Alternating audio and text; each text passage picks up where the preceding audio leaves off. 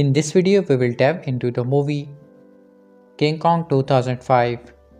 We will discuss the movie story, summarize the plot, and explore the cast and characters. Additionally, we will cover the movie's production details and box office performance. Finally, we will provide the reviews and personal reaction. Let's begin with the movie story. It is directed by Peter Jackson, producer Peter Jackson, Chan Blinken, Caroline Cunningham, Fran Vlash, writer Fran Lash, Philippa Boyers, and Peter Jackson.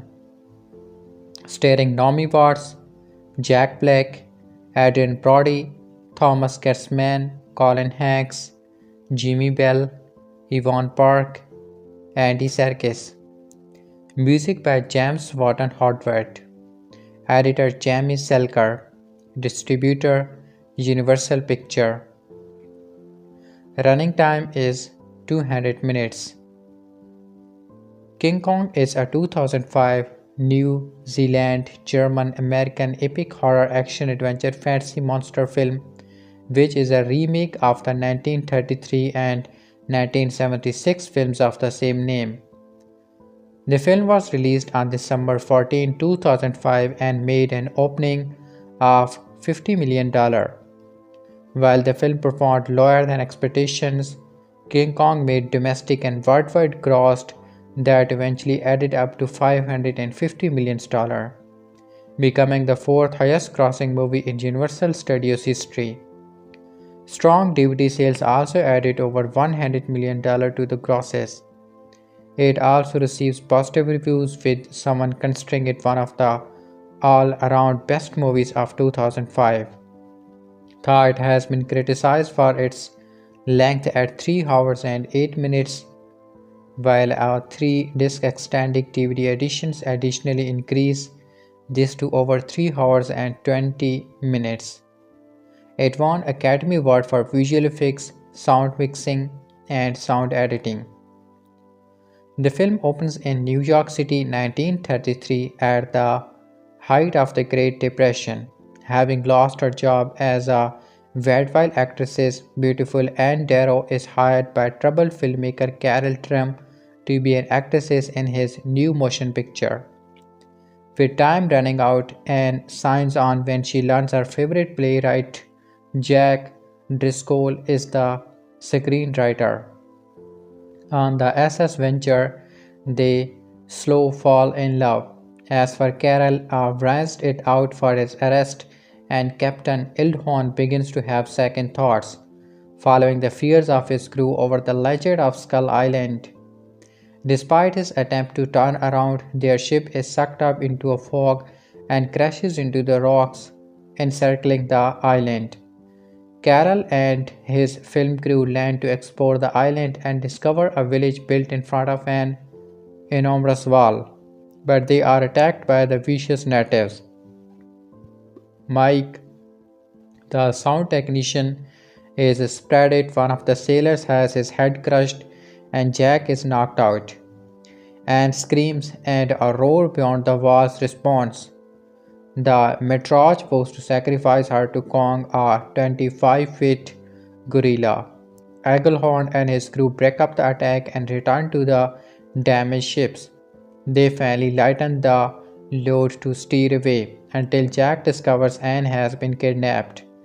Barefoot and wearing only a beef robe over a pink nightgown, Anne is forcibly dragged by the natives to a drawbridge atop the wall, where she is offered as a sacrifice to Kong. Kong is revealed to be a colossal 25-foot tall, prehistoric gorilla. The crew comes armed but are too late. Carol sees the gorilla has taken her. Eaglehorn gives them 24 hours to find her.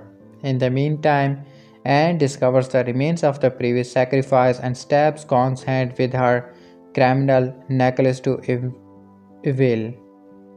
Kong takes Anne into the jungles of the islands. Captain Eaglehorn organizes a rescue party to find Anne and head down the beast. The rescue party is caught up in a Venatorius packs hunt off Bronturius and four of them are killed while Jack and the rest of the crew survive. Anne manages to entertain Kong with juggling and dancing, but he does not kill her when she refuses to continue, leaving her instead. The rest of the rescue party come across a swamp. It is here that Bruce Baxter and two others leave the group. The survivors stumble across a log where Kong attacks, shaking them off the log into a ravine. He returns to rescue Anne from three Vestorius Rexes, modern Tyrannosaurs, and takes her up to his mountain lair. Eaglehorn and the rest of the crew rescue whoever is left of the rescue party from the pit of giant insect. And as Jack decided to continue to search for Anne, Carol decided to capture Kong. Jack comes to Kong's lair, disturbing him from his slumber as Kong fights a swarm of giant bats, and Jack escapes by grabbing the wing of a Pteropodix and then jumping to a river. They arrive at the village wall with the angry Kong following them, where Anne becomes distraught by what Carol plans to do. Kong bursts through the gate and struggles to get her back, killing several sailors but is subdued when Carol knocks him out with chloroform. In New York around Christmas, Carol presents Kong, the eighth wonder of the world, on Broadway. The giant ape is miserable and exhausted, missing his home. Anne has become an enormous Chorus skull, and a double of her is no replacement for Kong.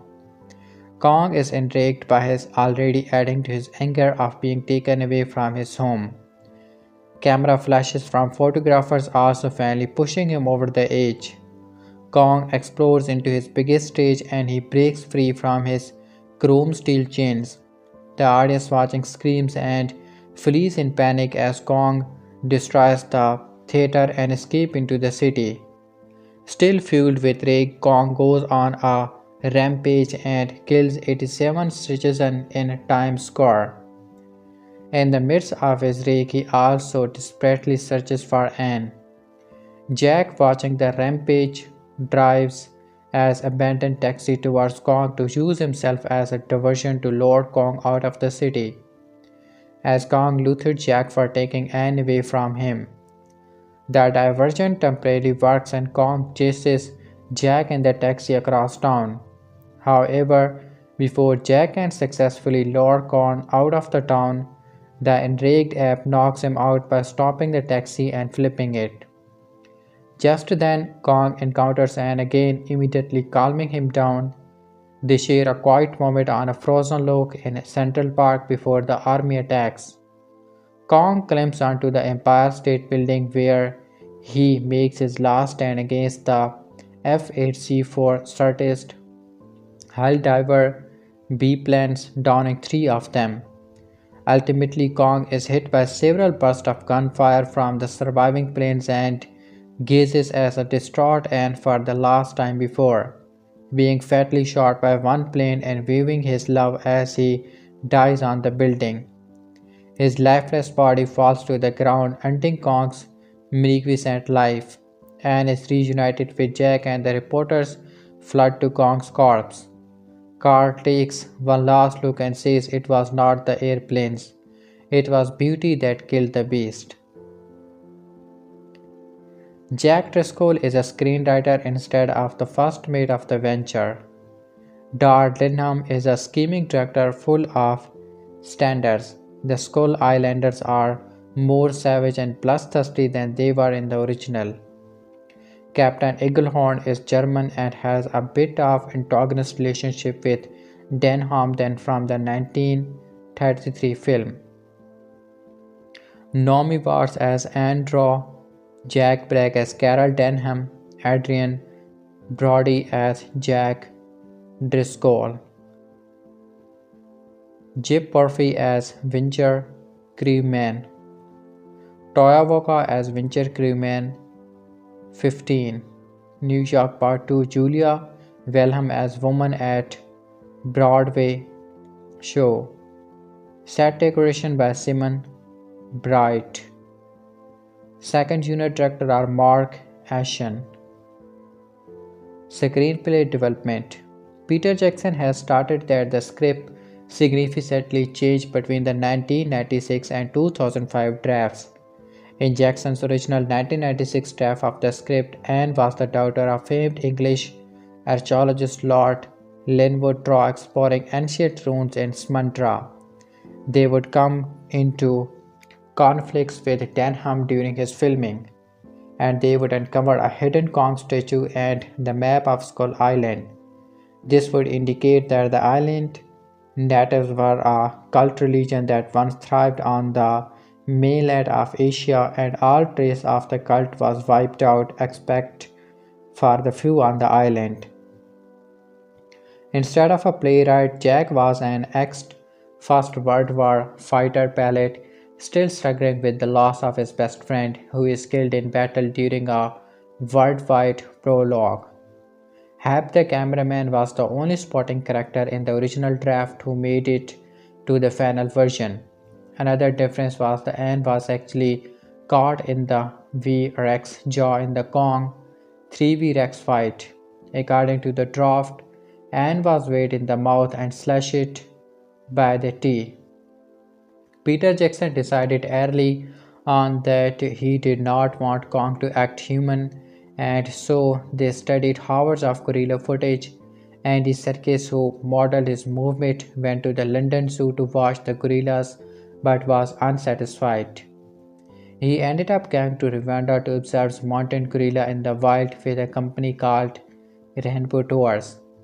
The resulting Kong is entirely special effect, but he acts and moves very much like a real gorilla. Apart from Kong, Skull Island is also inhabited by dinosaurs and other large fauna. However, though they may look similar, they are not the familiar species. Inspired by the works of Dougal Jackson, the designers have imagined what 65 million years or more of isolated evolution would have done to the dinosaurs.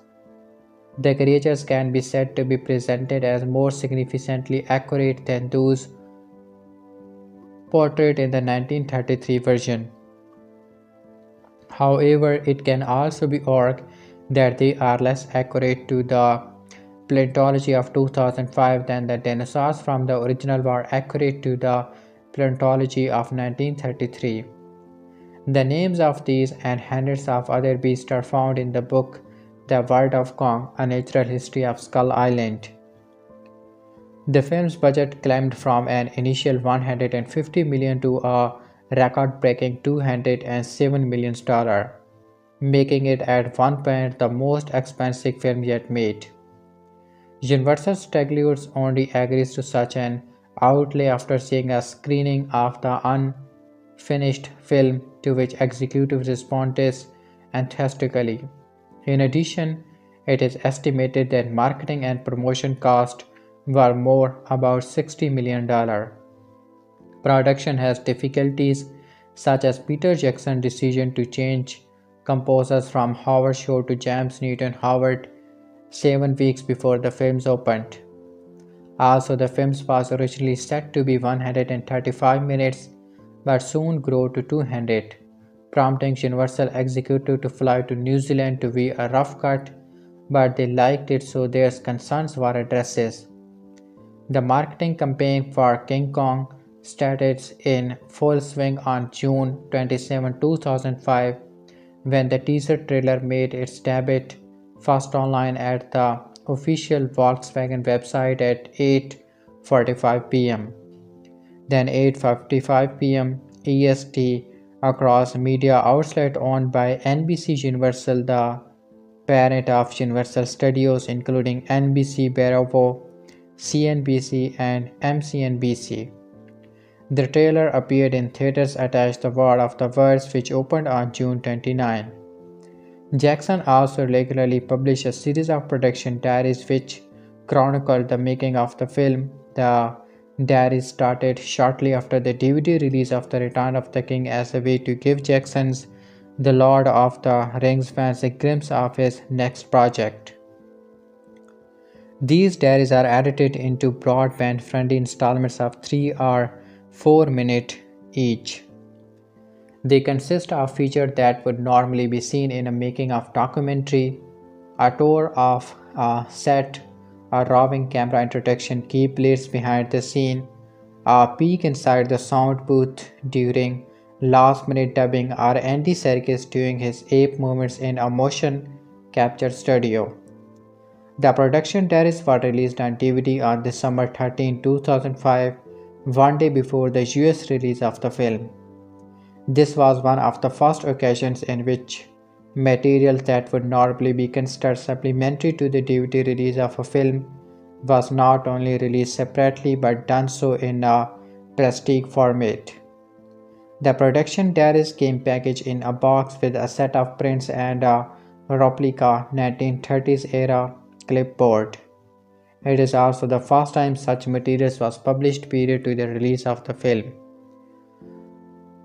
A novelization of the movie and a prequel entitled The Island of the Skull was also written. A multi-platform video game entitled Peter Jackson's King Kong was released, which features an alternate ending. There was a hardback book entitled The World of Kong featuring artwork from Weta Workshop to describe the fictional bestiary in the film.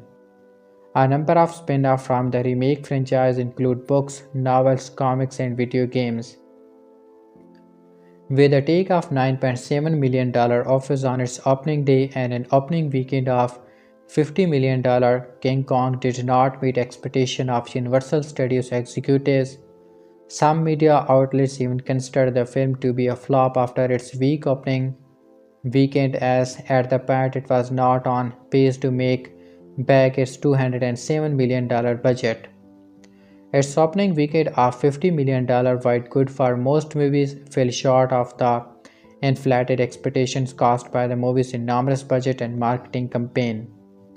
However, King Kong was able to hold its audience in the subsequent holiday weeks and ended up becoming a domestic hit, grossing $218 million at the North American box office, putting it the top 5 grossing films of 2005 domestically.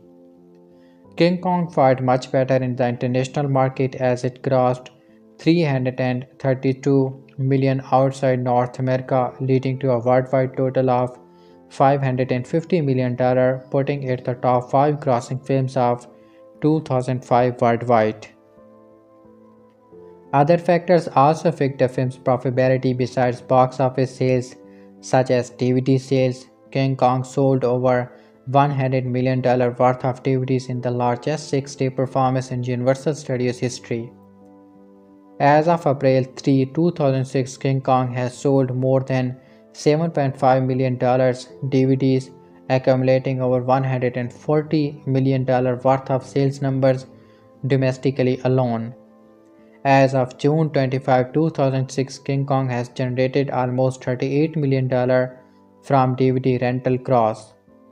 Thus, despite the film's innocuous start at the box office, King Kong turned out to be very profitable. Ticket and DVD sales combined, the film earned well over $700 million, becoming the fourth highest grossing movie in Universal Picture history. King Kong receives a favorable critical response, generating an 84% criticized fresh approval rating on Rotten Tomatoes. The most common criticism of the film were due to excessive length, lack of pace, overuse of slow motion, and some obvious use of CGI effects. Positive critical reviews regarded it as one of the few good epics and all-around best movies of 2005. Roger Ebert gave the movie 4 stars and listed it as the 8th best film of 2005. Similarly, King Kong has been included in many critics' top 10 of 2005 list. The film receives 4 Academy Award nominations for visual effects, sound mixing, sound editing, and art direction, winning all but the last. Entertainment Weekly called the depiction of Kong the most convincing computer-generated character in the film in 2005. Some criticized the film for retaining critics' stereotypes present in the original film. though it was not suggested that Jackson had done his intentionally. Jack Black has claimed that he did not wear any makeup at all in the entire movie after hearing a false rumor that Clint Eastwood never wears any makeup in his movies. He also wore a hairpiece during filming rather than going through makeup to achieve the 30s hairdo look. King Kong 2005 movie box office collection, budget and unknown fact. It is directed by Peter Jackson. Budget is $207 million. Domestic box office collection $219 million. Worldwide box office collection $563 million. Fifth highest grossing film of 2005. The Empire State Building shown in this film took about 18 months to make that building in computer graphics, while she was ready in 14 months in building real. The film had Andy Serkis as King Kong's motion capture, and Andy Serkis' 132 facial expressions were taken for the film so that those expressions can show in King Kong's face. In this film, the sound of King Kong's roar was made by lions roar backwards at half speed. And Serkis had to shoot 2 times for King Kong. One time had to shoot in King Kong's dress with Naomi Watts, and the rest of the star cast the second time in a motion capture suit. Jack Black had to wear a wig of this film because director Peter Jackson did not like his hairstyle. This film was the most expensive film in the United States at that time, after which the record of the film was broken by Superman Returns. This film was the second remake of the 1933 film King Kong. Before that, in 1976, first remake of King Kong had come. The King Kong film had sold $7.6 million DVDs till 2006. The film earned $100 million, or about 440 crore only from its DVDs. The Heart of a Big Gorilla. It was Beauty killed the Beast. There are astonished to behold in Peter Jackson's new King Kong, but one sequence relatively subdues hold the key to the movie's success. Kong has captured Antero and carried her to his perch high on the mountain. He puts her down not roughly and then begins to roar, bare his teeth and pound his chest.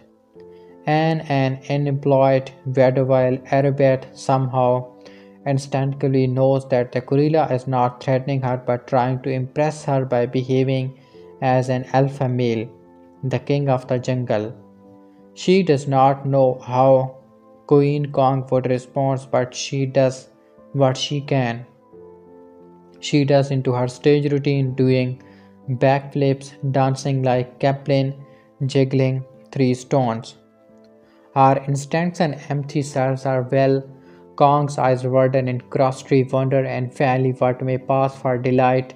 From then on, he thinks of himself as the girl's possessor and protector. She is like a teeny beautiful toy that he has been given for his very own, and before long they are regarding the sunset together, both of them silenced by its majesty. The scene is crucial because it removes the element of creepiness in the gorilla guard relationship in the two earlier Kongs, 1933 and 1976, creating a vortex bond that allows her to trust him. When Jack Driscoll climbs the mountain to rescue her, he finds her comfortably nestled in Kong's big palm, and Kong in this movie will be threatened by dinosaurs, man-eating worms, giant bats, loathsome insects, spiders, machine gun, and the army air corps, and could fall to their death into Cheshman, Skull Island, or from the Empire State Building. But Anne will be as safe as Kong can make her, and he will protect her even from her own species. The movie more or less faithfully follows the outlines of the original film, but his fundamental adjustment in this relationship between the beauty and the beast gives it heart. A quality the earlier film was lacking. Just Kong in 1933 cares for his captive, but she does not care so much for him. Kong was always misunderstood, but in the 2000 film, there is someone who knows it. As Kong ascends the skyscraper and screams not because of the gorilla but because of the attacks on the gorilla by a society that assumes he must be destroyed. The movie makes the same kind of shifts involving a giant gorilla that Spielberg Close Encounters of the Third Kind 1977 did when they replaced 1950 attacks on alien visitors with a very 1970 attempt to communicate with them. By 2005, Spielberg was back to attacking them in War of the Worlds. King Kong is a magnificent entertainment. It is like the flowering of all possibilities in the original classic film. Computers are used not merely to create special effects but also to create style and beauty. To find a look for the film that fits its story, and the characters are not cardboard heroes or villains seen in stark outline but quirky individuals with personalities. Consider the difference between Robert Armstrong (1933) and Jack Black as Carol Denham, the movie director who lands an unsuspecting crew on Skull Island.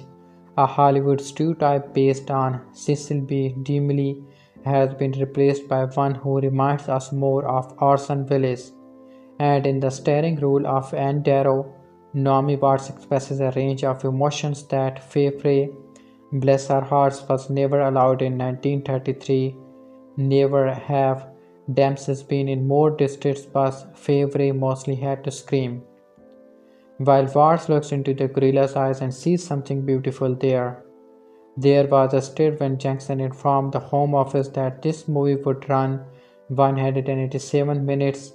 The executive has something around 140 minutes in mind, so they could turn over the audience more quickly. Despite the greedy 20 minutes of paid commercials audience now have inflicted upon them after they saw the movie, their objections were killed. Yes, the movie is a tad too long and we could do without a few of the monsters and overturned elevated train, but it is so well done that we are complaining really only about too much of a good thing. This is one of the great modern epics.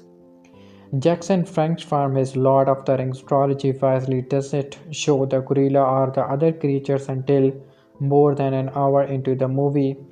In this, he follows Spielberg, who fought off producers who wanted the shark in Jaws to appear virtually in the opening titles. There is an hour of anticipation of low, ominous music, of subtle rumblings, of uneasy squints into the fog, and monotonous grumblings from the crew before the trap steamer arrives at Skull Island, or more accurately is thrown against its jagged rocks in the first of many scary action sequences.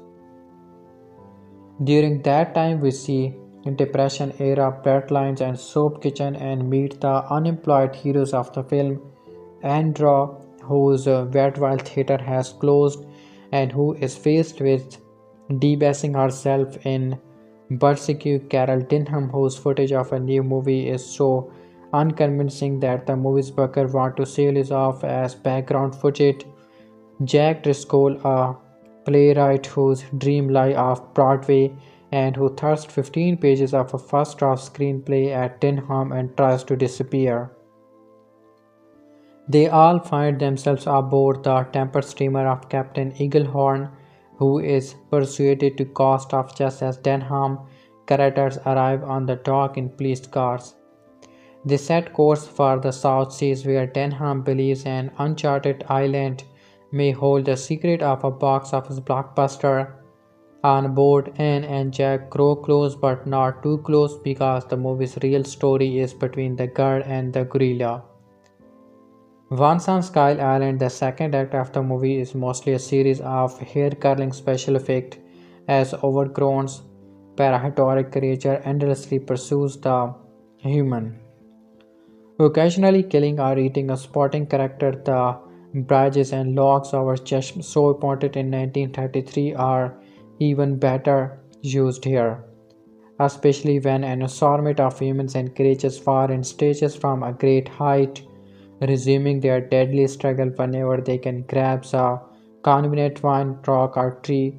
Two storylines are intercut: Anne and the ape, and everybody else and the other creatures. The third act returns to Manhattan, which looks uncannily evocative and atmospheric. It is not precisely realistic, but more of a dream city in which key elements swim in and out of the view. There's a poetic scene where Kong and the girl find a frozen pond in Central Park, and the gorilla is lost in delight as it slices on the ice. It's in scenes like this that Andy Serkis is most useful of the actor, who doesn't so much play Kong as embodying him. For the FX team, he adds the body language. Some of the monotone effects are not completely convincing, and earlier on Skull Island, it's strange how the fleeing human seems to run beneath the pounding feet of the T-Rexes without quite occupying the same space. But especially effects do not need to be convincing if they are effective, and Jackson trades a little realism of a lot of impact and momentum. The final ascent of the Empire State Building is magnificent, and for once, the gorilla seems the same size in every shot. Although Naomi Watts make a splendid heroine, there have been complaints that Jack Black and Adeline Brody are not precisely hero material, nor should they be. In my opinion, they are a director and a writer. They do not require big muscles and square jaws. What they require are strong personalities that can be transformed under stress. Denham, the director, clings desperately to his camera no matter what happens to him, and Driscoll, the writer, beats a tragic retreats before essentially rewriting his personal role in his own mind. Bruce Baxter is an actor who plays the movie's hero and now has to decide if he can play his role for real. And Preston is a production assistant who, as is often the case, would be a hero if anybody would give him a chance. The result is a surprisingly involving and rather beautiful movie, one that will appeal strongly to the primary action audience and also cross over to people who have no plans to see King Kong but will change their minds the more they hear. I think the film even have a message, and it is not that beauty killed the beast, it's that we feel threatened by beauty, especially when it overwhelms us, and we pay a terrible price when we try to deny its essential nature and turn it into a product or a target. This is one of the year's best film. When it's good, it's very good, but when it's not, it feels really, really long. Watching Peter Jackson's version of King Kong, it is apparently clear that the man feels as strongly about the original 1933 film as he did about Tolkien's Lord of the Rings book. One can really feel how earnestly he guided this film, paying homage to the original while expanding on it more than just a little bit. Unfortunately, the expansion is one of the problems with the movie, but I will get to that in a bit. I don't suppose I really need to go into the story itself, but there are a few changes from the additions to this version when compared to the 1933 film. Here and Darrow, Naomi Watts is shown to be a stage performer at the outset of the film, basically doing vaudeville shows during the Great Depression in order to make a living. Time is spent up front showing the state of things in New York City in regards to the struggle to survive in that devastating economic downturn to great effect. We meet her co-performers, a tight-knit little family including an elderly gentleman who passes for a father figure for her, and we get to know at least Anne and is gentleman well enough in the few early minutes of the film to really feel for them when the theater where they perform is unceremoniously closed down. Cut to Carol Denham, played by an unusually subdued Jack Blake, in a meeting with money men trying to pitch his movie in progress and get more money to go shoot on locations at the mysterious island indicated on a map which has just came into his possession.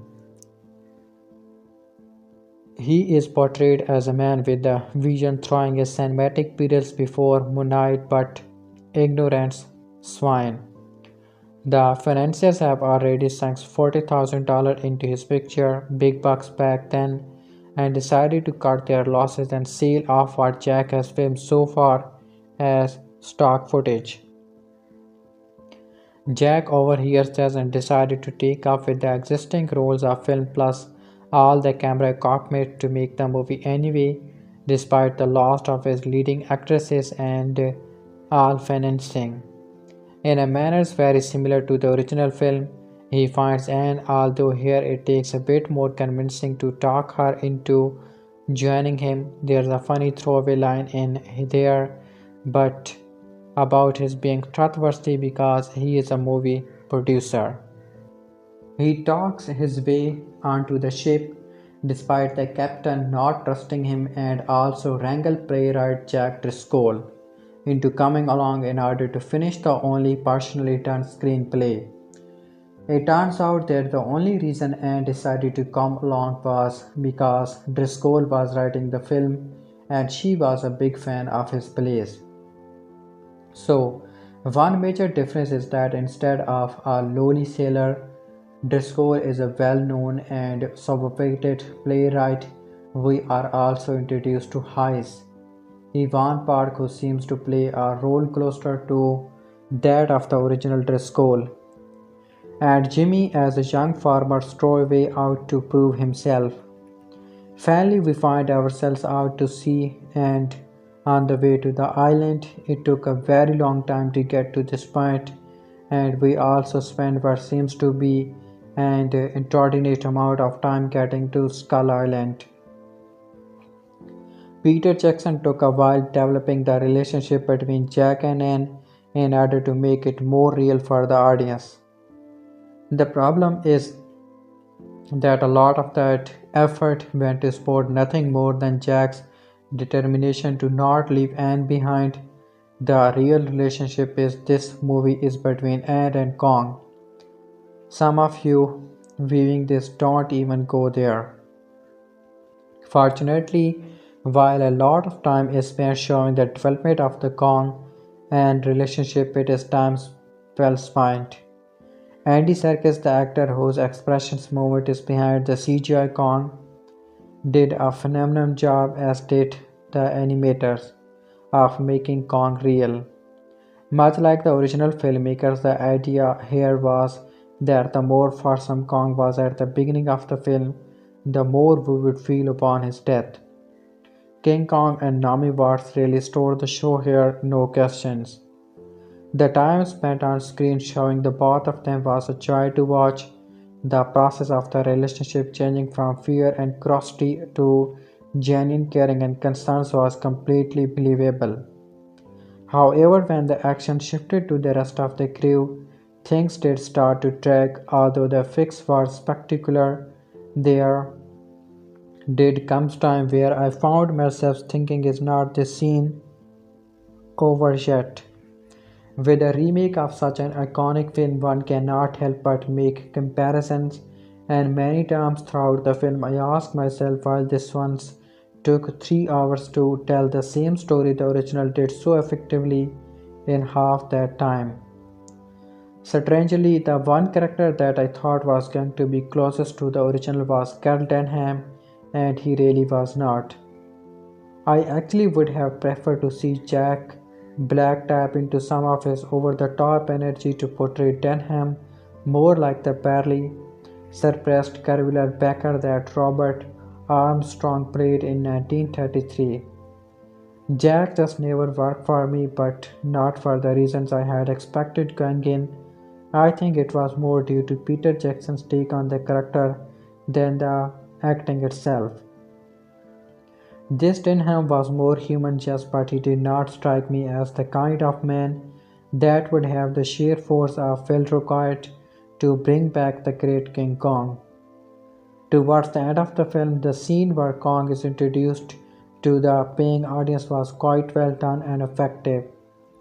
Right through to where he escapes his bonds and rampage in Times Square, there is a new sequence in this film showing how Kong calms down once he finds Anne, and how they go off the reconnect like old friends until their peace is shattered by the military coming after Kong.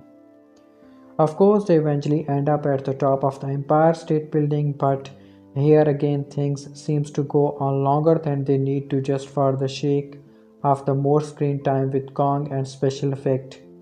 When it does come down to the end and Jackson focuses in once more on the character, it does all come together once more. Expect for more things. The weekly delivered it was beauty. Done Kill the Beast by Jack Black and the final scene between Kong and Naomi Watts, which looked like it was lifted straight from the end of the Titanic. CGI effects, especially for Kong, were flawless.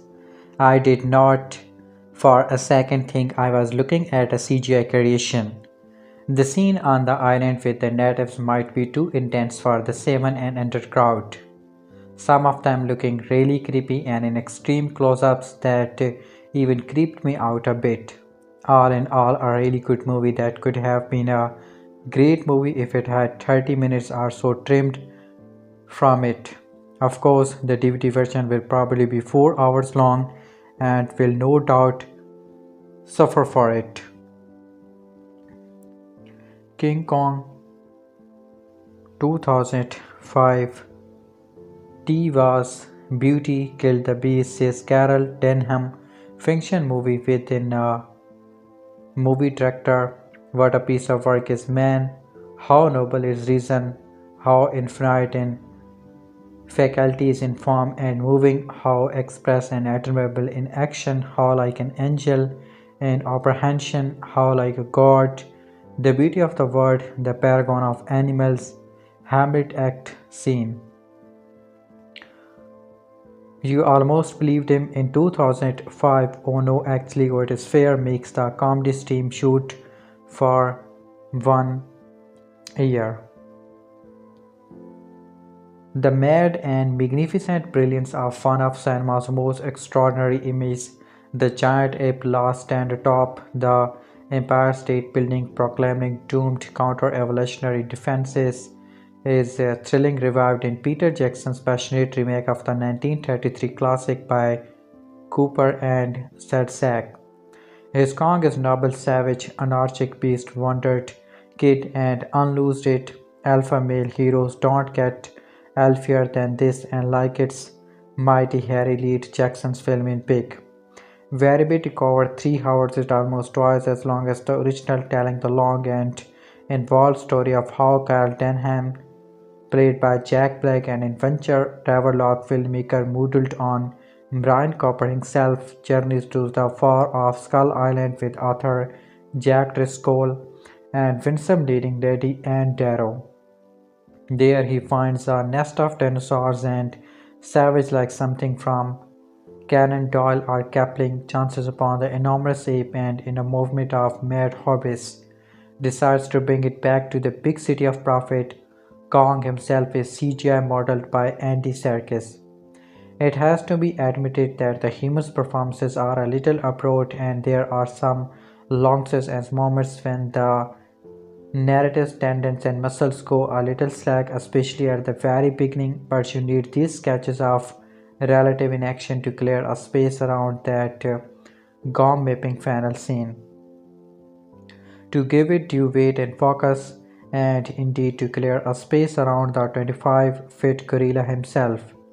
He is a heartbreaking and even tragic figure, his only companion, a diminutive blonde who can never return his love and no more, to whom he could shout that he is top of the world.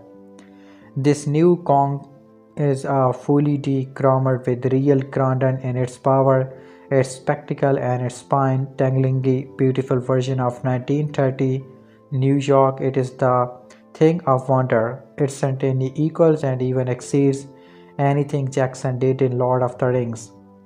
I admit that when I hear that Jackson proposed to revive the original in its Depression period setting, I thought it is a failure of Nev. The first Kong was set in 1933 but made in 1933.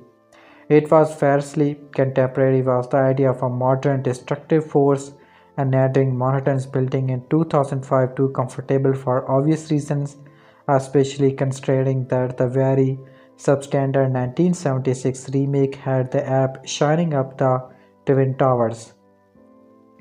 Maybe and yet Jackson brings such brio, such crystalline perfection to every detail of his 1930 city that the proper reaction is not to cavil but to swoon. The other imperative option which Jackson has coolly chosen not to wake up is making his heroine Anne Darrow an actual explicit relationship of Clarence Darrow, the famous lawyer who orged the Darwinian case in the monkey trial 8 years earlier in 1925, within America's living memory. The coincidence is often noted, and the story of King Kong has a wildly strategical yet ambiguous relationship to this still current debate. And seeking to wrench Kong from his habitat, Denham might be exhibiting the satirist transgression, but King Kong is close enough to Homo sapiens to fall marigonically in love with a low-born human, yet his tragedy is Anne can never be his queen.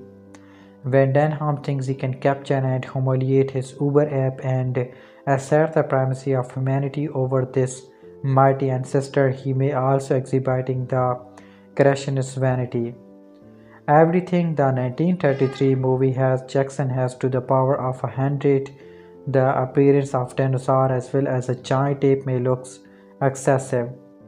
Yet the point is that Kong, the old Sufi, has to rescue Anne from those predators, and Jackson's bring out his semen gallantry far more clearly in this version. He also gleefully restores the famously cut spider pit sequence, and his skin crawlingly horrible creations will make Archer promise of us all. There's a no cage strong enough for the sheer broad strength of Jackson's movie, a muscularity matched by his ingenious love for the great beast himself. Like this teeny blonde worshipper, you will be in palm of his hand. King Kong 2005, when Peter Jackson somewhat shockingly used his brand new Best Actor Oscar and all the accumulated clout from having forced the three massive hit films of the Lord of the Rings trilogy into existence to get Universal to sign off on a new iteration of the 1933 masterpiece King Kong. It was no less than the sixth legally sectioned sequel, remake, sequel to a remake, or spin-off of Marion C. Cooper's magnum opus to have seen the light of the day. And I do dare say that Jackson's 2005 King Kong is pretty much objectively the very best of those six titles, thought that almost entirely speaks to the profoundly low quality of the other five. The fluff-headed 1933 Son of Kong Toho pairs of 1960 Dakujo starring rather crummy gorilla suits as the famed eighth wonder of the world King Kong vs Gorilla, and King Kong escapes producer Dino De Laurentiis' awful 1976 King Kong, and its even worse 1986 sequel King Kong Lives. None of these establish a bar that any halfway competent movie should have a very difficult time clearing. Particularly compared to the De Laurentiis King Kong, the most apparent comparison point for Jackson's film may be even more than the 1933 original. The standard for success could barely be any lower. So that would be step one. Congratulations to Jackson and co for not absolutely sucking. That's a bit snide of me really, because we all cylinders are firing. The 05 Kong does a whole great deal more than to Simply not suck. I will not go so far as to say that I think it challenged the quality of original film in any specific way. Tha it very best it comes a hell of a lot closer than I think anybody would have been seen to expect in the run up to the film's badly tempered Christmas times debut. That is, mind you, when all cylinders are firing as they are very frequently not. Here's the most basic fact about the 05 Kong. One that I largely saw fit to overlook when I was first blown away by the spectacle of the movie in theaters and have since grown to look like an edgy tag that you cannot get out of your shirt. This Kong Kong somehow is 187 minutes long or 201 minutes long if you like, because why the hell would not Jackson release an extended cut on DVD? And with as far beyond the realm of basic decency as so much of the film already ran, even the good parts are too long. The 14 additional minutes don't even register really when all is said and done. King Kong is all version is about a giant gorilla who gets pissed off when you throw some planes in his face. It can be a great cinema, but it's really not high art and treating it like a ultra serious character study. As Jackson and his co-writers Fran Walsh and Philippa Boss most definitely do, and a history lesson on the dollar of the Great Depression as they do is non-committal half-hearted way that peters out after some 25 minutes is at least strange, not necessarily the wrong thing to do, but strange, and it certainly does drift into wrongness when one does as Jackson and C2 and make the basic of the entire first hours of the movie.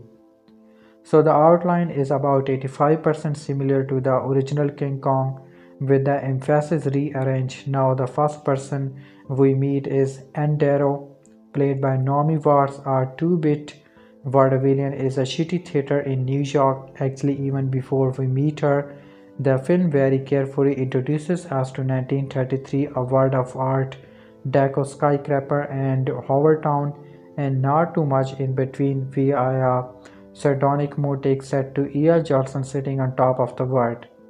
No wait, actually, it starts with a brief quick montage of monkeys in Central Park Zoo. The point being King Kong needs to take a moment to settle down and finds its footing narratively and thematically and Tony, which is apparently something you are able to get away with when you have 3 hours and change to faff about with it. But it is a little annoying the way the movie keeps trying things out and giving up on them.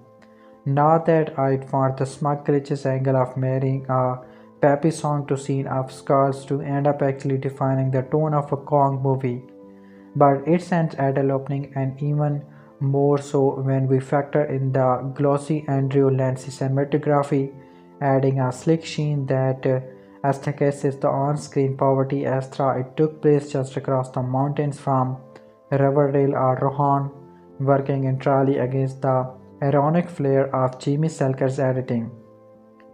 Regardless, we have a failed vaudevillain.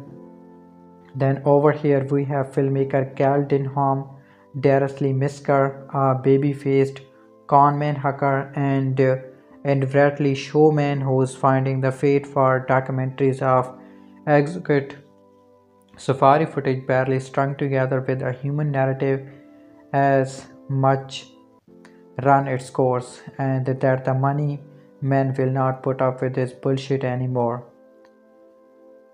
But he's got a mysterious map burning a hole in his pocket and enough for a crew setup that he is ready to set off that very night to stay ahead of the law and his debts. The only thing he lacks is a leading lady, so with the sharp instincts of an exploration whiz-kid, he heads to the nearest strips club, hoping to find someone skinny enough to fit into his costume and eager to do anything more dignified, even its scalp across the Atlantic and Indian Ocean on a trap steamer. And naturally enough, what failed for a villain should have just arrived at the same strip club having been given the address with the promise she can get a paying job. So those are two birds of our protagonist. The last thing is also the reason the Duchess and signs on for Carol's figure tale of adventure. As long as she's been trying to get on stage, her dream has been to work with the great social realistic playwright Jack Driscoll, and would not you would just love to guess who Carol has lined up to write his movie. Even better for Anne, Carol has managed to trap Jack on the very same trap streamer, which means they are all in for a few weeks of tight quarters, during which time of course Anne and Jack fall in love.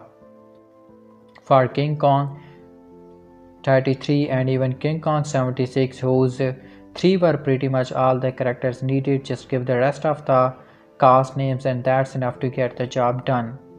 For Jackson, Walsh and Beyonce, that was not nearly sufficient. These people were in the business of making epics, gosh damn it, and so we get a substantially fleshed out ensemble on board the tramp steamer Venture under the command of Captain Eaglehorn, first mate Hayes, and soul white child turned heart of darkness reading cabin boy, and creamy Kumpilanki, and the comic Chinese deckhand.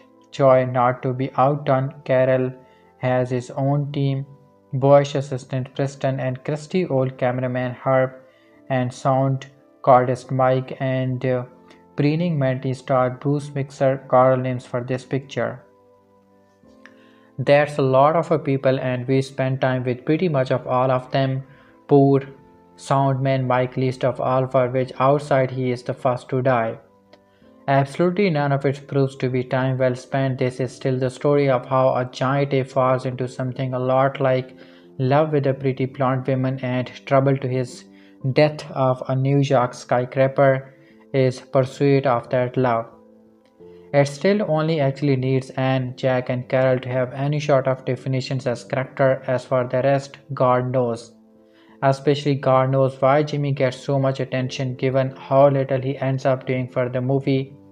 He disappears entirely after the action shifts from Skull Island back to Manhattan and is softly just background noise on Skull Island itself. Incidentally, the film is the first time that the name Skull Island has been explicitly attached to Kong's home. The whole call is nothing but deadwood, and they are deadwood for a very long time. It's not till around 50 minutes that the film even arrives at Skull Island, and another 20 minutes later that Kong finally shows up. And that opening thought is absolute present dull is very and entirely disappreciate to anything that any King Kong movie has ever or could ever be about. Even in 2005, it was already clear from The Lord of the Rings, The Return of the King, that Jackson and his team were more than capable of developing an unhealthy attachment to their own footage, but King Kong resembled that the film less than Jackson's feature stab The Hobbit as an epic trilogy that takes longer to watch than the book does to read. That it is not so much that you feel like the filmmaker had so much content that they could not make the hard choices, but slimming it down as that they decided in advance that they wanted to make a big scale epic and edit shit until it was long enough. It's a pity that King Kong is such a miserable slog to start off, because the second that it arrives on Skull Island, it suddenly explodes into life. Its plane was part of the film had captured Jackson's attention for all those years and drove him to make the thing in the first place. It also planned that as been clear in pretty much every movie Jackson has ever directed, he is a horror filmmaker at heart, and everything else he does is an extension of that. The ancient throne of the Skull Island civilization, which are a dead ranger of Osligath in The Lord of the Rings, the Two Tower are poor Lovecraft, and the Skull Islander themselves are staged and conceived as something out of Italian zombie and cannibal cinema, which make this in some way the most objectionable depiction of the natives in any version of the story, and in some ways the least, since they are so clearly not supposed to be taken as analogues to the real world. Once inside the Skill Island jungle, the design team gets to go to town on creating a wild renegades of discussing creepy trolleys and big savage dinosaurs that nest here. There are many reasons why directors attempt remakes, but I have one cause it's my favorite movie ever. Should not really rank as the most encouraging Spielberg sensed contemporary relevance in just update of the World of the Words. Spielberg saw ways rooms for improvement with Ocean's 11 and numerous other have quite simple throw a new take on an old story would grant its big bucks. No doubt Universal had the latter in mind when finally greenlight his latest reworking of the 1933 monster classic, but as it is well documented, that was not the key driving impulse. No, Peter Jackson just wanted to accumulate the film that lit his first fires of inspiration and repay that creative ignition with a fitting tribute. Pre-Lord of the Rings, they sounded like poor Julie, especially as the Last King John Gulliver's 76 monstrosity was such a flop. No wonder Jackson struggled to get it rolling in 96 regardless of the fact that remakes of Godzilla and Mighty Joe Young were already crowding out the masterpiece. Of course, after Rings, Jackson could have suggested remaking Plan 9 from outer space and been showered with greenbacks still would not have made it a great idea. Yet his wanting to remake Kong, even if cinema quite frankly doesn't need another Kong, turns out to be this movie great at strength.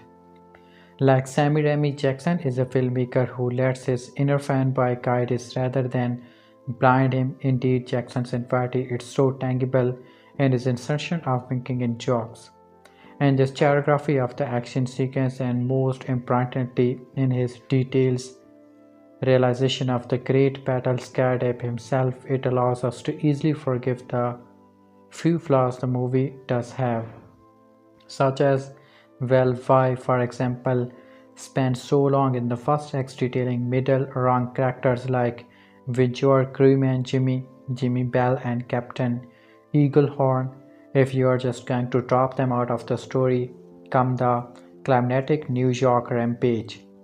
It seems an odd choice to pair the script in such area, pushing our arrival at Skull Island back to the end of the first hours, then keep it lean in another, and on the technical side, the occasional CG shot looks unfinished and ambitious. Brontor's Stampede, for instance, doesn't quite gel its madly scrambled human element with its dino participants to form a believable whole.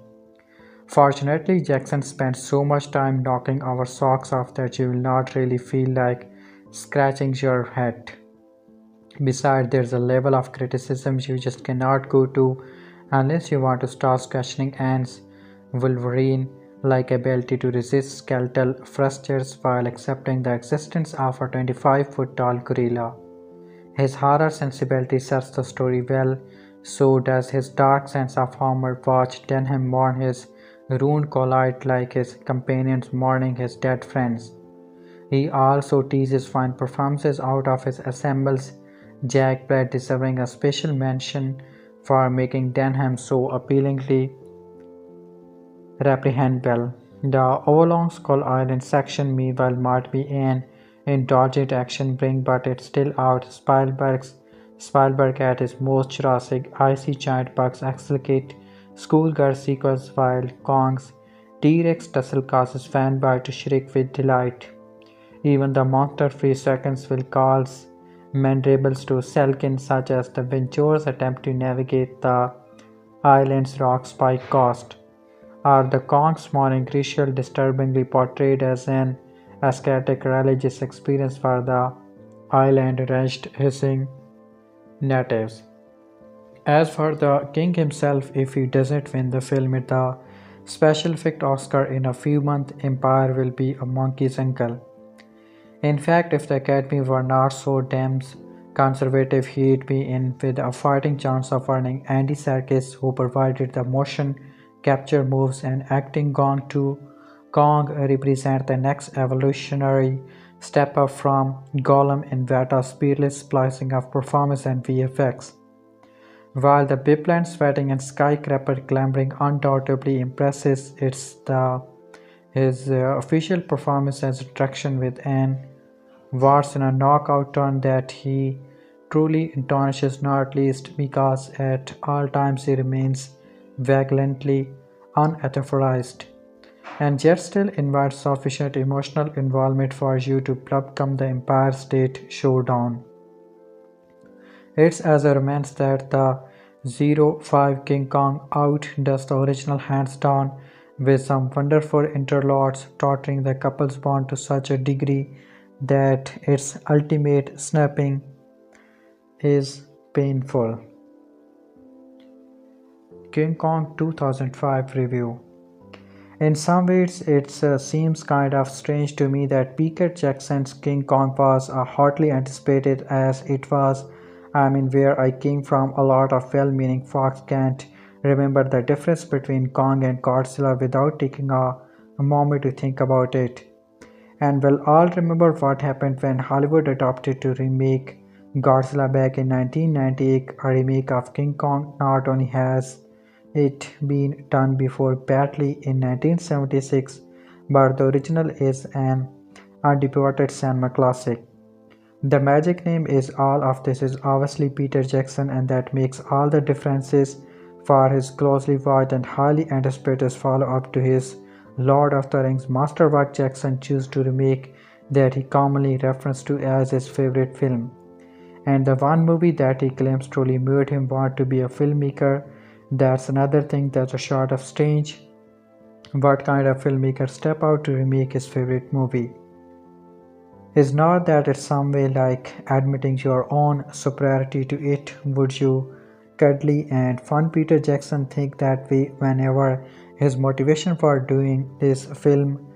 We can be thankful his take on King Kong is a top-tier entertainment achievement of the highest level. Not only does it operate as a very specific love letter to the original 1933 film, which some have called the Star Wars of its day, it effectively builds upon it not only in the term of special effect but also in terms of characterization and storytelling. It is the theatrical must-see movie of the year, hands down. I admit that I am not someone who has been waiting for the with bated breath, although I grow to love the Lord of the Rings series. I really miss the Peter Jackson of the Frightened and earlier. In all honesty, when the rest of the world jumped on the Jackson bandwagon, most of them still obvious to his early work. Oh, the temptations to recommend bad taste, it felt a bit annoyed at the whole thing. So while still wishing the man best of luck, I sat back, arm crossed, demanding that this King Kong movie of his, who has been trying to get made since before Lord of the Ring, prove itself. I need not have worried. The film star may be big and stinky, but the film is most entirely not, and I don't mean Jack Black. It sounds ridiculous, but story in some ways amounts to a love triangle between Naomi Watts, Anne Darrow, Kong, and Adrian Brody's Jack Driscoll. If I were her, I'd be stuck to, considering that I have not been a fan of Brody since his big-headed Oscar kick shake. But fear not, King Kong is not the pro-bestiality film the Hollywood thinks the entire world has been waiting for. Amid the adventure and excitement, there are some bigger themes to consider, including those of obsession, optimism, and mankind's uncomfortably close proximity to the animal's world when it comes to primal behavior. Plot-wise, this version sticks very closely to the original. For those who are unfamiliar with that film, stop being such losers and get the DVD ASAP. Familiarity with that film is not required to greatly enjoy this new one, but it does bring a significant additional layer of reward to the proceedings. Homage abundance as dialogue, costumes, and even scenes from the original lovingly turned up. One could almost assume that the 1933 directors Marion C. Cooper and Ernest V. Shavdik would be proud of this remake if not for its revisions of Black Carol Denham, obviously based upon Cooper in the original. As the filmmaking Husker weasel that he is in his respect, I have to give it to the remake. As great as the Copper Shorter classic is, it is the best cards around the issue of who is at fault for all the chaos and death, even if it is literally the filmmaker themselves in aerial chemos who scaps Kong to his fate. The story, if you don't already know it, begins in Depression era New York City as desperate filmmaker Denham happens upon out of work actresses Darrow on the brink of the journey of the ships he is carted for a far off mysterious destinations. They are headed for the last undiscovered spot on the map, which is in Denham's mind the ultimate film location. It is a dark lost world, forgotten by time and home to some of the most deadly inhabitants ever known to man. At about the 1 hour's mark of this 3 hour epic, Kong makes his memorable debut, making off into the hostile jungle with the beautiful Anne and given chase by both the ships and Denham's entire crews. Parallel encounter mostly involves dinosaurs, almost all of them fresh to the screen, as to both successfully avoid Jurassic Park comparisons and envelop viewers in an all-consuming fantasy world. That same familiar but not quite real-life quality is then applied to Jackson's Wonders, a versioning of 1930 New York City, where the ant is truly hopped to giant ape proportion along the way and eventually becomes enamored with her capture, seeing the wounded soul of his savage beast. Profoundly realized for the screen by Vita Workshop and actor Andy Column-Sarkis, viewer will feel more sympathy for this digital creation than for most flesh and blood characters in other films. Naomi Watt is perfectly cast and Anne Darrows, leaving no mystery as to why not only Kong falls for her, but why everyone else risks their lives to get her back. Brody, I must say, is competent as Jack Driscoll, reimagined here as a frustrated playwright Jack Black, and eventually gives very brief glimpses of being in over his head in this big budget extra vengeance as he is saddled with the most copper Southgate dialogue, bit dated and cheesy but also too classic to not include. But in the end he gets the job done. James Newton Howard turns in a rousing adventure score worthy of following the Max Teen core that preceded over 70 years ago, and is still fondly remembered as one of the greatest musical score of all time. Jackson's script, co-written by his usual collaborators Fran Walsh and Philippa Boyers, and direction proved that Lord of the Rings was no fluke if anyone were to actually think that, and cements his place as the event filmmaker and storyteller of our time.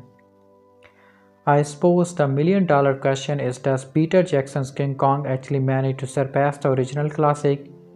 It's not one that many films buff would dare cast for fear of having to possibly grant superiority to a remake, always an ugly word in this case without even the test of time and struggle to come up with another example of a modern imagining that has just stick to its classic source material. Invention of the Body Snatchers comes close, but even closer in the comic book series Ultimate Spider-Man, which first 6 issues were masterfully spent fleshing out and modernizing the Wall Crawl's origin.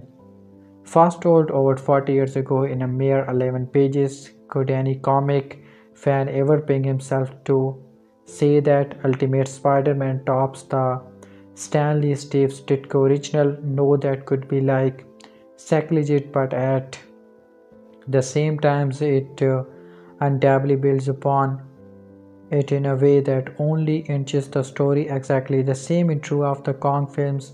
The brilliance of the original cannot be denied, but the beauty of this remake is how it actually honors its source by building upon it in a poor and viable way. Some may say that King Kong has a long first hour and it is all character development and exposition, but I say it doesn't hurt the movie since it is entertaining all the while, and if not, and boredom will be immediately forgotten once the action begins anyway. Curtain moments will be too intense for sensitive children, but the passion of the Kong ending will bring out the gushing sensitivity in everyone. Peter Jackson's film work has many things: action, adventure, horror, comedy, romance, and tragedy. But above and beyond all of that, King Kong is spectacle. Fire the biggest bells and whistle cinema in your neck of the woods, stand in lines for as long as it takes, and then enjoy every minute of it. Because, like all true cinematic marvel, the DVD experience will merely be a reasonable false mate at best, and since it's universal, it would probably be a buggy DVD 18 anyhow. So enjoy this on the big screen while you can. This is one film event that earned its anticipation. Behold Kong, the eighth wonder of the world, well, ninth wonder if you count the 33 version separately. King Kong 2005, directed by Peter Jackson. 15 years ago, Peter Jackson followed up his Lord of the Rings trilogy with a passion project that had been on his mind since the late 80s. A 3 hours, 3.5 if you have watched the extended edition long King Kong movie at the time. It was a polarizing entry. Moviegoers were not super happy about the film, but critics seems to like it. Over the years, however, King Kong has grown a reputation for being everything wrong with Jackson's work: too long, overstuffed, and filled to the brim with VFX. Does that statement still hold water, or has the movie actually aged well? Let's start off with the good. The cast, everybody, yes, Jack Black included, bring their A game here. Naomi Watts incredible as Anne Darrow, perfectly escalating the feelings of young hope and desire with the dread of maybe being forced to do something in order to eat. Adrien Brody is also phenomenal, but the real standouts are Jamie Bell and Yvonne Parker as Jimmy and Heise. Their relationship, despite being not the main focal point, is still interesting and downright gut-wrenching at times. Everyone from the main cast to supporting cast does a great job, but who really shines is Andy Serkis as the Kong. This was his second motion capture character post Gollum and the first time playing an ape, and Serkis gives easily the best performance depicting Kong's animalistic rage while subtly conveying a wide array of emotion. He never says a single word, but you know exactly how the character feels. Since this is a Peter Jackson movie, you have to expect the visuals to be good, and they still hold up after 15 years. Yes, there are shoots that look wide and fake, but those are few and far between. What I have noticed about Jackson Vata Company over the years is that their VFX work is virtually unparalleled. Kong looks great as he really looks and feels like a 50-foot tall gorilla, as do the dinosaurs, bugs, water, and even New York City, all worthy of the film's Oscar win. The scene at the bottom of the cliff with all the bug monsters is still incredible to watch. And then there's the music. James Newton Howard's score is nothing short of beautiful, and no joke, it's probably the second best thing about this movie. The first being the Dinosaurs 5. Each place and situation has its own unique score that fits so well.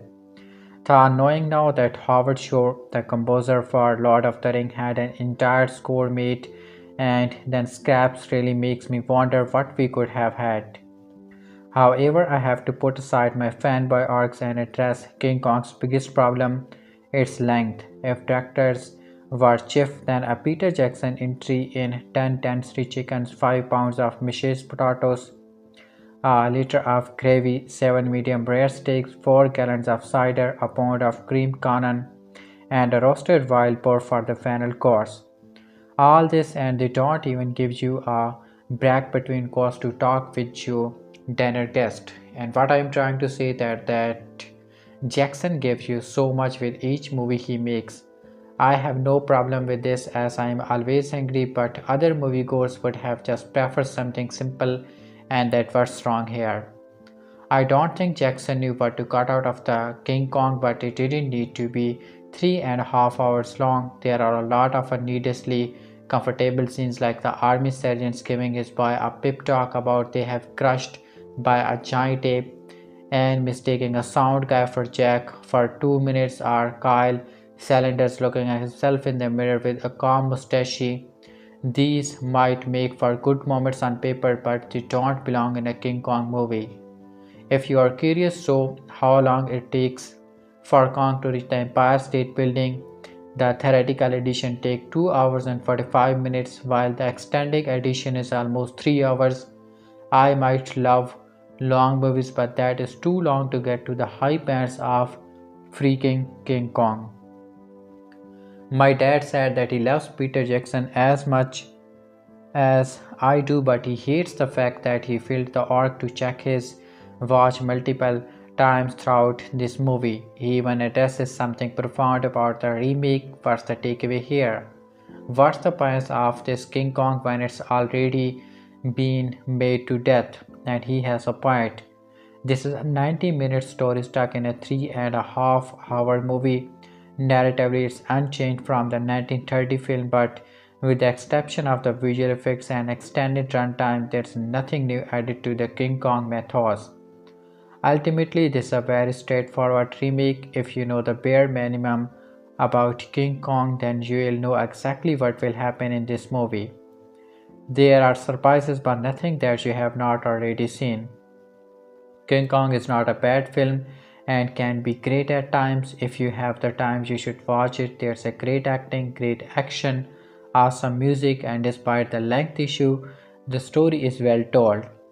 Even the characters feel unique in their own right and make you seem invested in their story. Even Lumpy, a background character with little screen time, has an arc that is very well told. Unfortunately, if you hate long movies, this simply will not be for you. There's just too much needless filler and you will get bored if this is not your thing. Still, if you love Peter Jackson's Give King Kong a watch, it's definitely more unique than other action movies these days. King Kong 2005. I wrote this review in 2006 and at the now defended my opinion of the film has soared considerably since the somehow overly genius review. Well, I never get around seeing it in the theater, but thanks to the magic of DVD, I finally watched Peter Jackson 2005 remake of King Kong. If you're curious about my reaction to it, keep watching. If not, so there are spoilers ahead, even if you are well familiar with the original film since Jackson's versions differ in several ways. The story is a nutshell. Flamboyant movie producer Carl Denham charters a merchant ship to take him and his leading lady, Anne Darrow, in search of the legendary Skull Island, where he hopes to capture such wonders on film that audience will line up around the block to pay admission. But instead, he ends up capturing a fearsome 25-foot tall gorilla named Kong, who has left the safety of his jungle lair to pursue Miss Darrow, with whom he has become helplessly smitten, and then transports him back to New York to put him on display and make millions of dollars. Kong speaks, of course, and wreaks havoc in downtown New York City before recapturing Ann Darrow and climbing to the top of the Empire State Building, where he is picked off by machine gunners in B-planes. The original 1933 version of the story by producer Brian C. Cooper and director Ernest P. Shorrock is an undisputed classic. Obi maybe it's disputed by some who now regard it as a creaky old black and white board with grumpy special effects. I feel that these people are missing out on one of the greatest cinematic experiences of all time, a marvel of complex storytelling, pacing, and bravura filmmaking with a wonderful cast and groundbreaking special effects by master craftsman Wallace O'Brien that are still astounding. How does Jackson feel compared to the original? First of all, it looks absolutely beautiful. The first and last parts of the movie display a dazzling reactions of Depression's era New York City that is rich in details and utterly convincing. Jackson spent a lot more time here than Cooper, and Sadiq, who were more interested in setting up the story and getting us on our way to Skull Island as quickly as possible. In fact, Jackson spends a lot more time on everything in this version, making it twice as long as the original.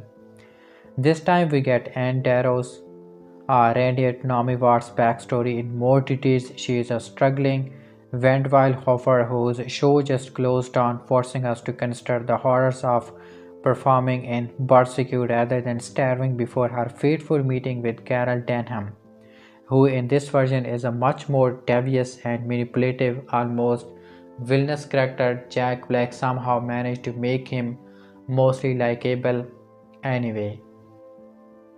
Anne accepts Denham's offer of money, adventure, and fame, the thrill of a lifetime, and a long sea voyage after finding that a playwright she greatly admires. Adam Bart's Jack Driscoll, who was the ship's first mate in the original version, is writing the screenplay to Denham's picture, so off they go one step ahead of the police who have a warrant for Denham's arrest for bilking his previous film's investors. The journey to Skull Island gives Jackson a chance to introduce us to still more characters, subplot etc., such as the close relationship between the first mate and a youngster named Jimmy, whom he once found stored away in the cargo hold. This does not really go anywhere except for the fact that Jimmy is reading Joseph Connor's Heart of Darkness and it's supposed to tie in with everything somehow. I never read Heart of Darkness, but I know Apocalypse Now was based on it, so I guess Kong is Colonel Kurtz. Come to think of it, the latter Marnell Bonner would have made a pretty good Kong. Anyway, Anne and Jack sort of fall in love. Denham and Captain Eaglehorn clash, much despised Denham in the version. The self-absorbed actor hired as Denham's leading man, Bronze actor hired as Denham's leading man, admires himself in the mirror, and when they finally get to Skull Island, there's a thrilling sequence in which the ship is almost dashed against the rocks. The island natives are a much more basic and murderous bunch this time, leading to some truly creepy moments, and when they kidnap Anne and offer her as a sacrifice to Kong by tying her to one end of a rickety stone bridge and then lowering it across a deep chasm on the jungle side of the Great Wall, which separates them from the rest of the island. Jackson's staging and execution of the scenes are impressive, all of which leads up to the big moment, Kong's entrance, which somehow just doesn't have the impact of the original. We only get to see fog-surrounded glimpses of him at first and a close-up his eyes, but never one definitive reveal, which I found disappointing.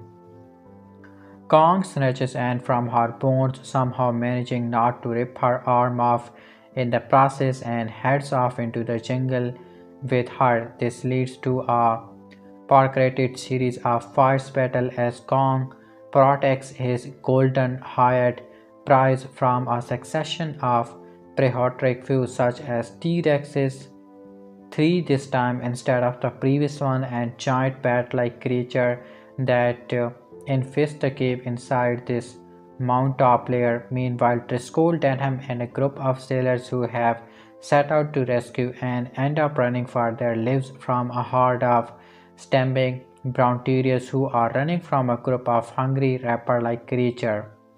This scene becomes almost cartoonish as the men scamper between the stooping Brontorius feet and the huge breast finally begin to pile up in a scene that resembles, as one message boarded poster put it, the police car pile up at the end of the Blues Brothers. As if that were not enough, their attempt to cross a gorge via a fallen log, which parallels the famous scene from the original, is foiled as an angry Kong shows up and starts to shake them off the log and into the pit below. Here, Jackson makes up for the excision of the fabler spider pit sequence from the 33 version by having the helpless sailors attacked by the most nightmarish collection of giant insects, spiders, lychee, etc., that he and his SPFX crew would conceive of. I am wondering how many walkouts there were when this was in theater. It's pretty horrifying, but it also pretty cool. Jack survives the pit of course and goes it along as he makes his way up to Kong's lair. What he and the wrecked remains of the rescue team don't know, however, is that while they were going through hell trying to rescue Anne, she was falling in love with Kong, as this is the element of Jackson's remake that I was studying the most since advanced world on the movie began to hit at all, and which served as a giant stumbling block in my enjoyment of the film as a whole. I thought it was a time idea when it was injected into the stupendously awful 1976 remake, and I still do.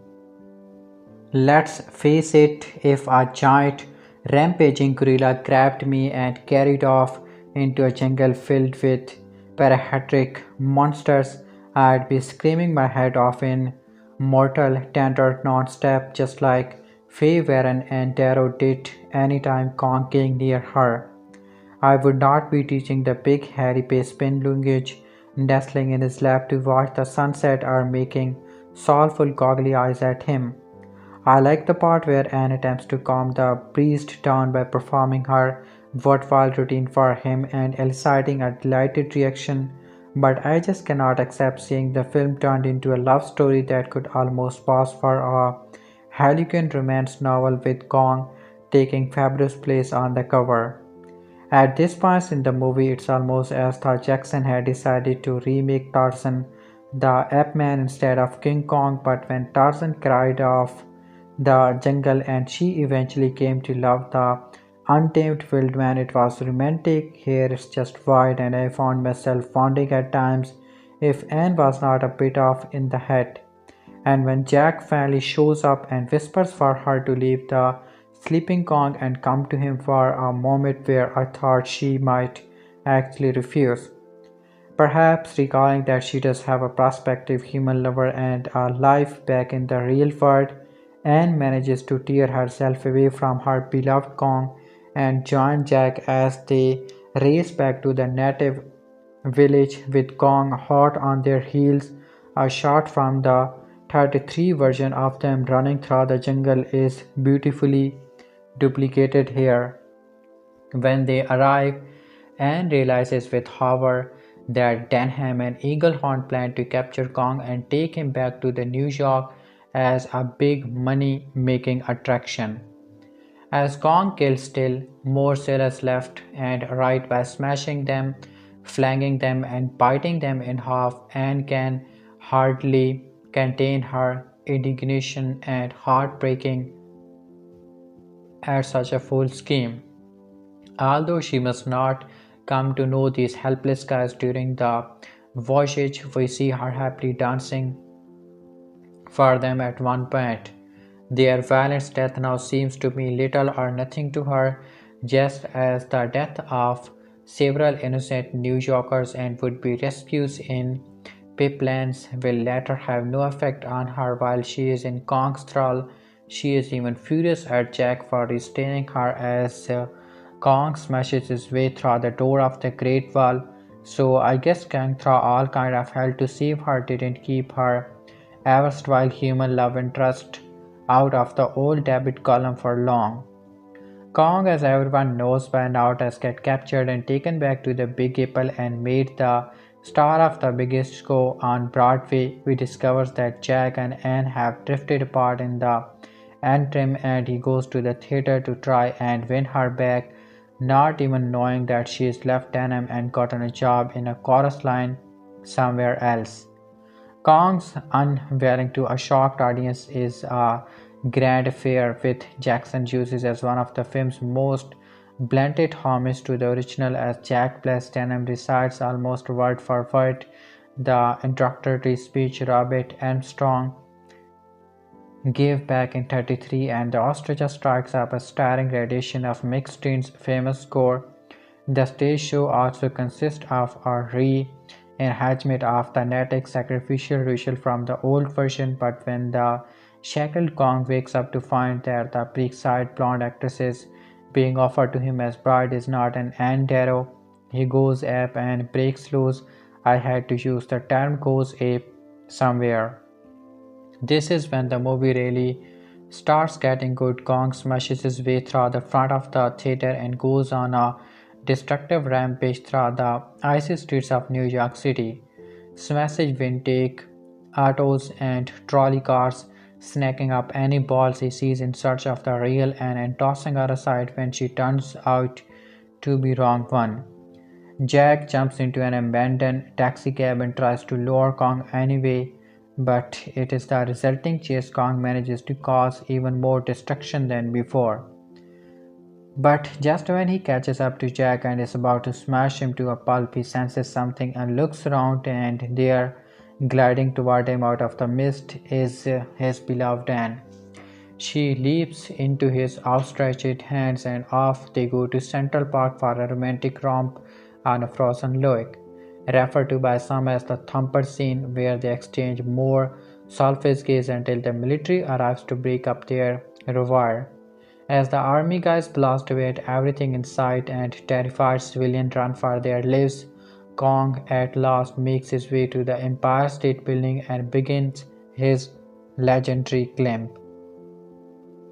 All else aside, and whenever glimpses I may have, this is still an awesome film, packed with one accelerating scene from another. Peter Jackson staging of Kong's last stand atop the Empire's State Building is a magnificent achievement. The attacking biplanes swoop down directly out of the sky toward Kong is several vintage indicating shots as he leaps around fighting them off amidst a hail of bullets. Every time I see the movie, I have to go back and watch this part again because it's simply one of the best action set pieces ever filmed. It's also one of the those are instances in which I am glad they created CGI. Rarely has it ever been employed to such impressive effect, and when it is come to think of it, it's usually is a Peter Jackson film. By this time, Kong has come into his own as a character that we can sympathize with due to both the skill of the SPFX technicians and Andy Gollum Serkis' motion capture performance and his final emotional scene with Anne as he clings tenaciously to the side of the building before finally slipping off and falling to the street for a blow is memorable. Even Jack Black's stiff reputation of the original film's final lines somehow work as we reach the starring fade out at least. So there you have it, a rousing, jealously photographed adventure story, a heartfelt tribute to the 1933 version by one of its most ardent fans, and the film that stands on its own and is definitely worth seeing and worth having. Which makes it one great nagging flaw all the more bathroom to me. Maybe if Peter Jackson had not gone so overboard on the Anne Kong angle and used a bit more substantially, it would have worked and might even have made Anne's offering herself to Kong in New York as an attempt to avoid further carnage seems like a more heroic act. But as it is, she must seem abnormally and irrationally obsessed with this giant ape in a vitally romantic way, as though he were the man of her dreams, which makes her embrace with Jack at the end seems somewhat contrary. There are, however, an awful lot of people who are utterly enamored with the aspect of the film. So, as with any movie review, take my opinion for what it is and decide for yourself. Anyway, that's the thing that really bugs me about the remake and prevents me from wholeheartedly embracing it. Otherwise, I found the new King Kong highly enjoyable on its own terms. Definitely a worthy effort, although our meat still doesn't quite live up to the first one. King Kong is a great film with superb directing and visual effect, adding more to the evidence that Jackson and Serkis deserves all the praise they receive. Peter Jackson's expensive remake of the 1933 classic follows director Carol Denham and his crew on a journey from New York City to the ominous Skull Island to film a new movie. Accompanying him are playwright Jack Driscoll, Adrian Brody, and actresses Anne Darrow, Naomi Watts, who is whisked away by the monstrous ape Kong after they reach the island. The crew encounters dinosaurs and other creatures as they face to rescue Anne. while the actress forms a bond with her simian captor. I didn't think much about King Kong when I first saw it. It was good at it was too long to keep my interest. This was a few years ago and I have not seen the film in a while. This time around I enjoy it a lot more, but it's still too long. I'll start easy with the acting. Everyone is serviceable in their roles. No one has anything truly difficult to do, but they don't ham it up or just float from scene to scene. Naomi Watts was a good choice for Anne. She's got an athletic look, which means you can understand why Kong falls in love with her, but also you can never hate her for all the screaming she does, and she does do quite a lot. Not only that, but Watts is a good actress, so I am glad they just didn't pick my pretty face of the character. Watts managed to make her fear and terror and sadness all feel real. Adrian Brody was good as Jack. He fitted it the writer role better than the gun tooting one. His save the guard attitude backed me a little, but not enough to hate the guy. Also, I didn't like how quickly he and Anne fall for each other.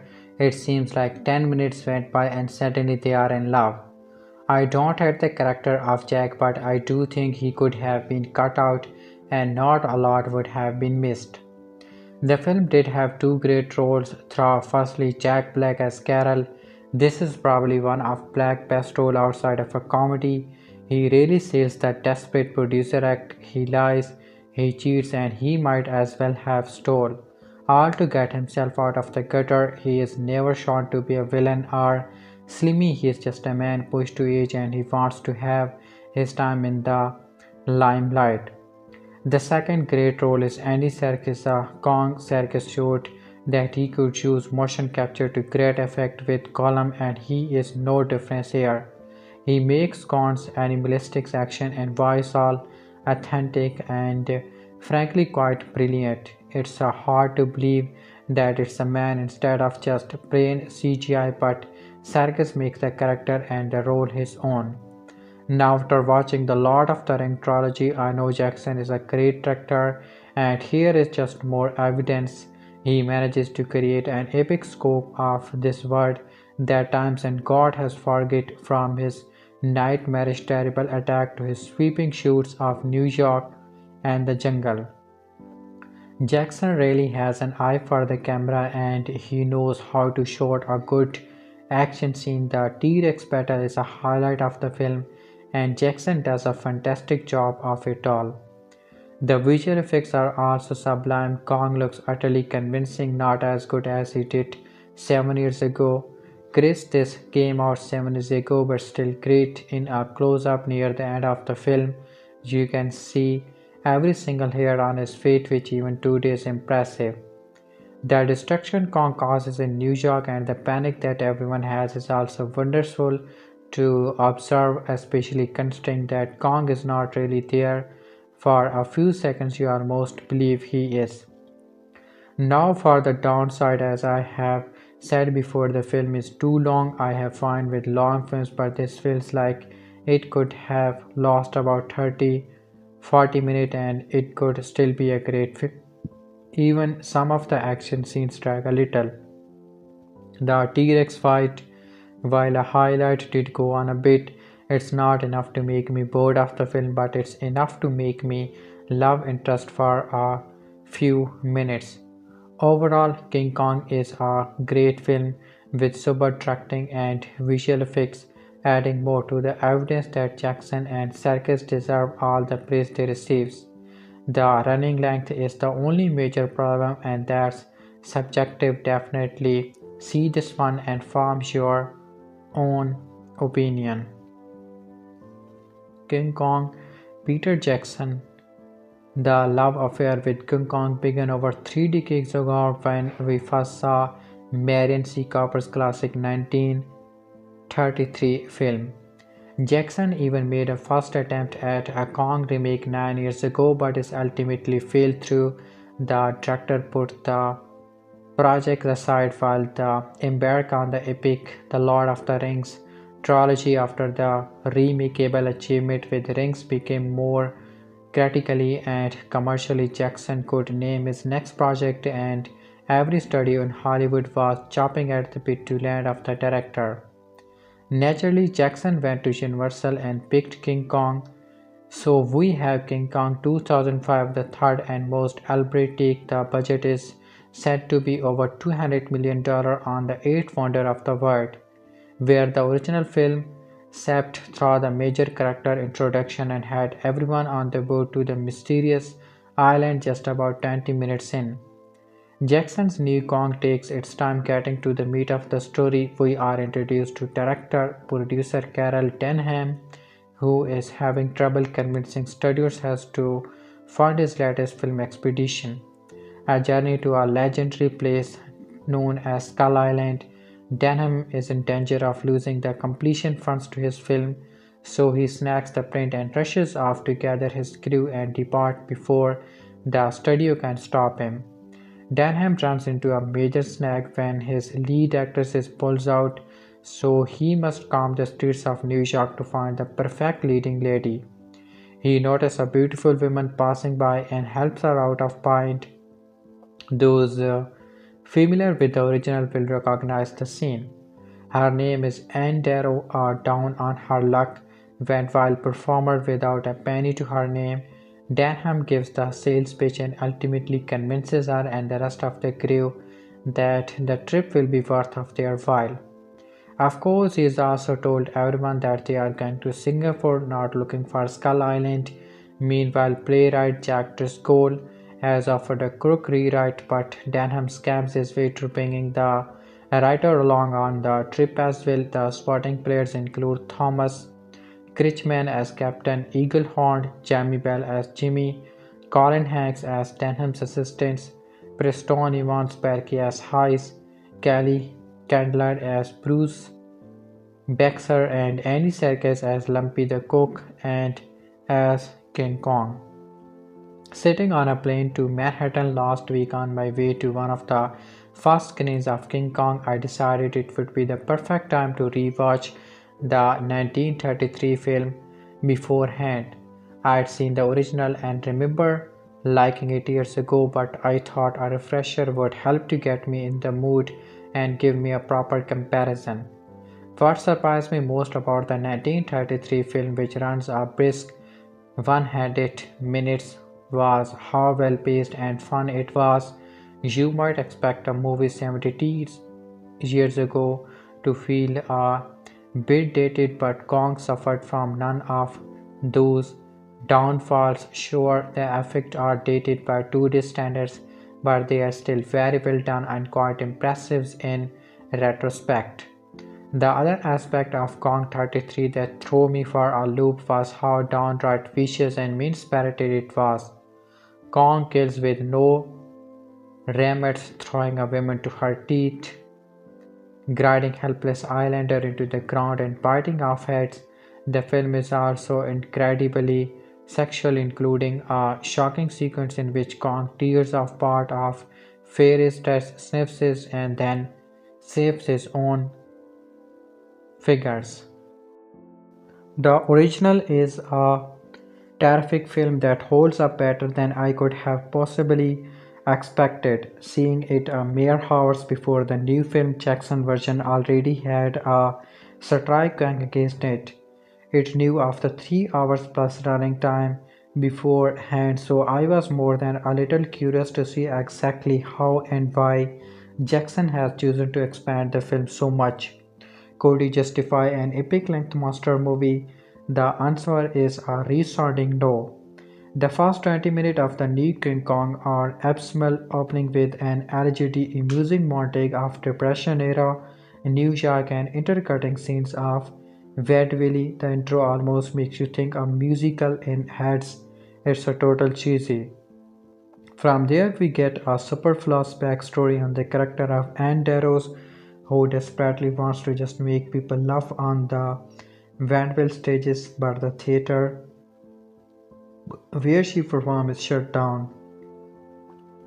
She even talks to a kindly old man who gives her some words of wisdom.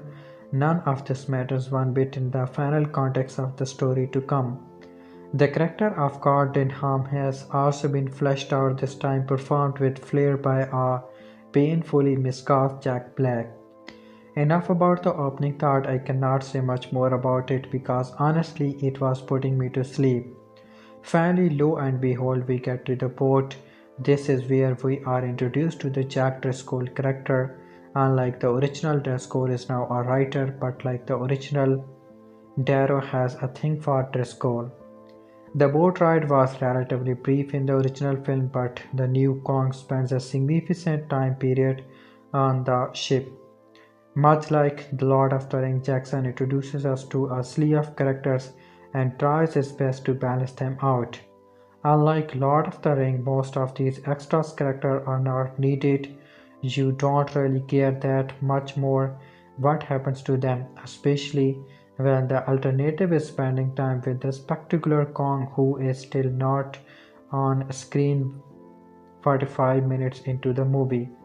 Finally, we get to the island where the pacing starts to pick up. We meet Kong at what felt to be about an hour into the movie, it might be a bit less. By this time is the original we had already met Kong and he'd already wrecked a bit of havoc graved Anne and taken her off into the jungle. Just like the original, this is the point where the film really starts to take off. Kong, a combination of full-on CG creation from the genius team at Vita and the motion capture acting work of Andy Serkis looks amazingly realistic. As I previously mentioned, the Kong of the original film was a monster. He was violent, uncaring, and his attraction to Anne was largely unexplored. This is the aspect that Jackson chose to change the most dramatically and also where he succeeds with flying colors. He humanizes Kong and makes him into the real character. You empathize with the beast, and in some cases, you feel worse for Kong than the bodies he leaves to waste in his path. His characterization also makes for a very interesting love story with the other best character, Anne Darrow. Naomi Watts has the perfect look with facial expressions and physical emotions that travel any silent film star. She is striking opposite Kong, and Jackson does an excellent job expanding on their relations and better explaining the beast's attraction and protective instincts for the blonde beauty. The key moment is the relationship between Kong and Anne, which Jackson nails.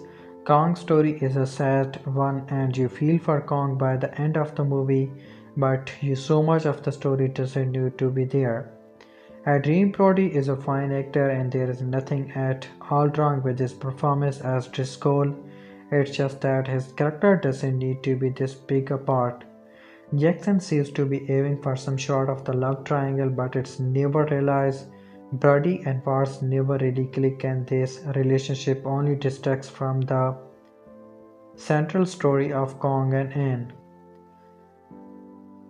The casting choice of Jack Black seems a bit of strange choice at first and was met with some dismay by fans. I was willing to give the idea the benefit of the doubt, but it turns out repetition was the correct instinct. Black is simply miscast. This is not a role for him to play, and his presence is a distraction to the part and also the film as a whole. When Black is about to deliver a line, you expect him to say something funny. He smacks even when delivering serious lines of dialogue. This Tenham is more of a con artist than the showman of the original. But with Black playing the part, you expect a joke every line or two he tries to deliver on this, but rarely is he actually funny as the story turns towards a more serious note, telling the sad story of a lonely beast. Black's presence in this film makes even less sense. Kong's entrance also marks the beginning of a number of heavy laden epic sequences. I will not discuss them any details because they are the film's shining moments and I don't want to ruin them for you. Kong's spectacular T-Rex battle is stunning in scope and length. It goes on and delivered in all points. Crowds are going to love it and Veta will likely take home the epic Oscar for this sequence alone. Fans of the original probably know for the infamous spider pit sequence, which has been forever Lord Jackson crafted a spider pit sequence too, and all spider pit sequences are nightmarish narrow raffle with technical gravity and horrifying thrills. The rest of the effects were continuously to be stiller from the other almost countless monster and critter encounters and onto New York City. Jackson and Vita effectively create a believable 1930 New York. It's ultra bright like a classic MGM musical possible so much so that some may think it looks a bit fake, but it worked for me. Kong's exploring of New York is pretty spectacular and it gives life up to the hype. The Empire State ending is spectacular, intense, and heartbreaking at all once. King Kong is worth seeing, especially on the big screen. Quite simple, Jackson tries to do so much and goes off in too many directions. He goes in with the same instincts that serves him so well in Lord of the Rings, but fails to realize this is not an epic storyline, it's still a monster movie. No matter how much he makes us care for Kong, there doesn't need to be a dozen characters. We don't need to know every bit of backstory for every character. We want Kong. Technically, Jackson rises the bar once again. The action and visuals are stunning, everything looks great, and when we finally get to the action, Jackson's completely delivers. All in all, King Kong 2005 is a pretty decent film, but it could have been a very good film. Shave off a good 45 minutes and recast the Carol Denham part, and Jackson may have even achieved greatness. 3 out of 5. Everything good and bad about the 2005 King Kong remake in one scene. In the last take, Peter Jackson 2005 remake of King Kong, which turns 10 years ago, this Christmas weekend has come to represent everything that's gone wrong with the Lord of the Rings tractor carrier since that trilogy was an audience and critical favorite. Kong released too heavily on computerized special effects, it lacks any real sense of what to cut and what to leave in.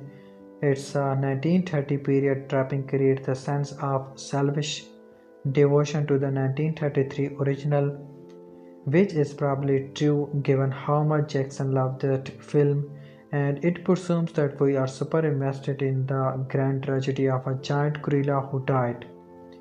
But at the time of its release, reviewers of the film are recaptures noted Lord of the Rings spectator Roger Ebert for Intense gave King Kong a rave 4-star review, and there was a general feeling that the film just might replicate Jackson Octor's success with the Elliot trilogy. Instead, the movie staged it out at the box office and though it won 3 Oscars, none of them were in major categories. So who was right, those early critics or the public that obviously found the things strange? Would you believe both? How you feel about this movie boils down to how you feel about the notion of a love story between a very human woman and a very semen giant gorilla. No, the two don't have an actual romance or anything, but Naomi Watts and Andy Serkis, who gave the motion capture performance used to create King Kong, share a very real chemistry. As you can see in the film's best scene embedded atop this article, Kong, who lost in a hostile New York that want to destroy him, takes Anne out into a snowy Central Park. The two find a frozen lake flagged up lit by evergreen trees. This film's subtle Christmas wrapping gave it a rosy glow of nostalgia which fits well with the period setting, and then the gorilla for the first time in his life slides around on the ice. It's a little spiritually interrupted by those who are trying to kill the big ape. But it's the kind of peaceful, beautiful moment that only a film this long would have leave room for. That probably the paradox of Jackson's King Kong. It really doesn't need to be 3 hour long, but the only reason it's very good is that it's a 3 hour long. The long portion of the film before we meet the titular gorilla is mostly unnecessary, but it is nicely set apart of the character who lives all interest with Kong and ultimately interest his life. Peter Jackson followed up his absolutely successful and groundbreaking Lord of the Rings trilogy with another absolutely long visual spectacle, 2005 King Kong. This is an okay movie but definitely an disappointment given Peter Jackson's previous track record of adapting beloved properties. The movie is way too long and way too self-important. It stays pretty true to the original 1933 films but just takes forever to tell the same exact story. It does keep its 1933 setting though, which is kind of fun. The movie has some bizarre casting choice. Jack Black as Carol Denham, the film director, but absolutely triumphed in the casting of Naomi Watts as Andrew the Way Ray role. There's a lot of stuff in this movie that I am tempted to skip whenever I rewatch it. Nobody sets foot on Skull Island until almost an hour into the movie, and before that, we have to sit by and watch a Hatchenite love plot between Anne and Jack Driscoll. Adrian Brody, the pianist. Brody's performance is pretty lacking in my opinion. There's some good stuff on Skull Island, of course. The creatures mostly look great, though there are a few bad shots.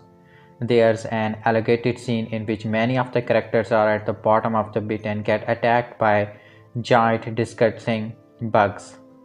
It's absolutely disgusting and it seems like a throwback to when Peter Jackson was making Sherlock horror movies. There's some great stuff with Kong too. It's the same stuff we have seen before. Kong is infatuated with Anne, but Anne maintains some kind of power over him. When Kongs end up in the New York, it's the same kind of stuff you had expected to see, but it's mostly pretty good. The biggest problem with this movie is certainly the length. If you could remove a lot of the fat from the movie, you had have an excellent 2 hours and 15 minutes long movie. Instead, you have a movie that's over 300.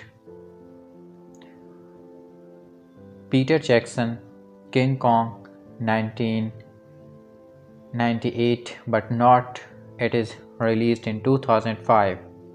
King Kong is a 2005 monster adventure film directed by Peter Jackson and starring Andy Serkis and Naomi Watts. It's a overpulled beyond properties, but overall it's quite a spectacle. Actors they travel the world, all they ever see in the mirror. This is the remake of the 1933 original that remains a classic and the quintessential version of this story. Peter Jackson is obviously a huge fan of it, and that admiration can clearly be seen in this remake where he loves every single sequence so much that he ended up doubling or quadrupling them in length. I have never been a fan of this director, and this movie is a great example of everything that he does good and all of his worst tendencies. Yes, the movie is a spectacle done in the old-fashioned style of the last century, but only elevated by computer-generated effects and more gracious action scenes.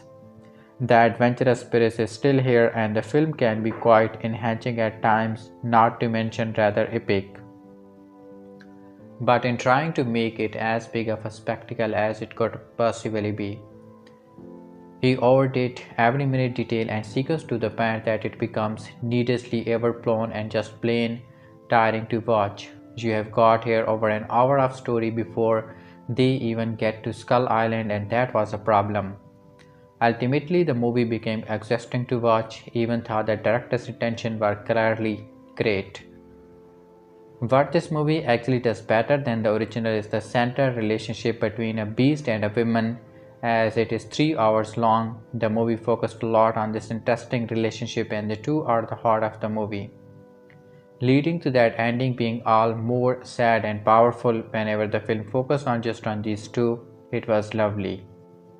Naomi Watts is excellent as Anne Darrow, and Andy Serkis is per usual fantastic. The motion capture is incredible in this film. Jack Black is memorable as his annoying, greedy film producer, and the film really captured the 30s with the strong emphasis on how studios worked back then. Adrian Brody as Jack Driscoll is just okay but a bit forgettable. Kong has to fight many dinosaurs here in what was surely an overkill, as everything is in this overblown movie, but most of it was widely entertaining. There is no denying that the movie captured the adventurous element very well, with the arrival on the island being quite wonderful. The action was overwhelming, but some of the animal fights were terrific. It depends what person you are as it regards your enjoyment of the film's action. I am more into one-on-one fight and I dislike weaponry, so obviously the scene where the humans were attacking Kong bored me, while the animal fights were to me rather cool and fun. This King Kong has fantastic special effects. Kong looks incredible. The eyes of Circus behold a lot of heart behind them, and the island looks incredible, especially the dinosaurs. It was a groundbreaking movie usually for its time, and it still looks marvelous. The score is also strong and some of the dialogue is quite good, but the pacing is horrible, dragging at times.